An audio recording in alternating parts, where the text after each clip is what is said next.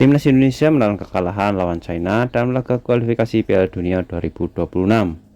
Banyak media yang mengatakan pergantian pemain dan skuad yang diturunkan oleh Sintayong patut dipertanyakan karena memiliki skuad dan keturunan yang sangat bagus. Berikut sejumlah keputusan membingungkan Sintayong di laga Timnas Indonesia melawan China di matchday keempat.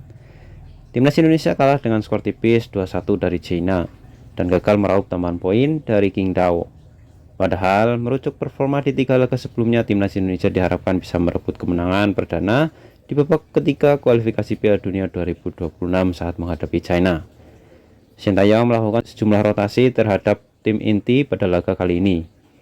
Lantaran Timnas Indonesia menelan kekalahan, pertanyaan pun banyak mengalir terkait keputusan Sintayong.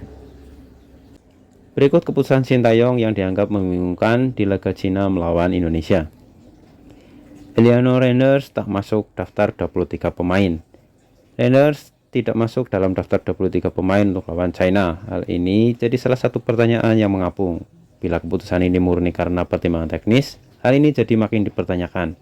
Mengingat Sandy Walsh juga disebut tidak dalam kondisi 100% bugar.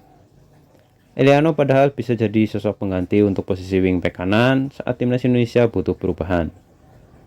Tom Haye tidak main sebagai starter. Dengan usia 29 tahun, Tom Haye seharusnya bisa jadi salah satu pemain paling berpengalaman di Timnas Indonesia saat ini.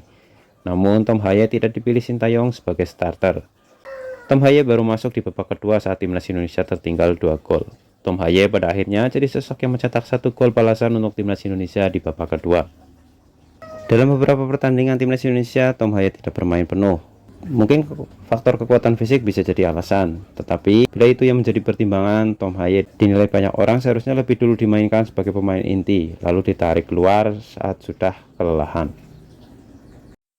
Yang ketiga adalah tidak memainkan penyerang saat kuasai permainan dan mengejar ketertinggalan. Dalam momen krusial ini, Timnas Indonesia tidak menurunkan sosok striker seperti Dimas Derajat yang ada di bangku cadangan sebagai target man di kotak penalti. Karena Sintayong sudah menggunakan 3 pergantian di awal babak kedua, ia hanya punya 2 pergantian pemain lagi di sepanjang babak kedua.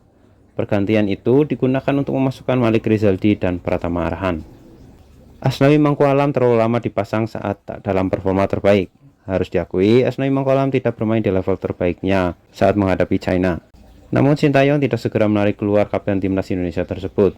Asnawi sering kehilangan momentum ketika Timnas Indonesia menyusun serangan. Meski demikian, Sintayong masih mempercayakan posisi tersebut pada Asnawi hingga menit ke-85. Yang kelima adalah Rizky Ridho ditempatkan di bangku cadangan di awal laga. Sintayong memutuskan menempatkan Rizky Ridho sebagai cadangan dalam laga lawan Cina. Hal ini jelas lantaran Sintayong ingin memberi ruang pada Saini Patinama sebagai wingback kiri, namun tidak ingin menempatkan Calvin Verdong sebagai pemain cadangan. Padahal setelah Jordi Amat dipastikan cedera, banyak yang meyakini Rizky Ridho bakal main mendampingi Zaiid Zes dan Max Helger sebagai bek tengah. Rizky Ridho baru bermain di awal babak kedua saat Indonesia sudah ketinggalan 2 gol. Gimana nih menurut teman-teman semua?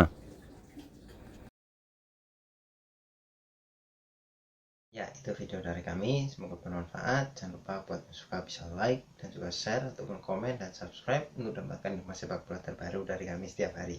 Terima kasih yang sudah menonton. Sampai jumpa lagi di video selanjutnya.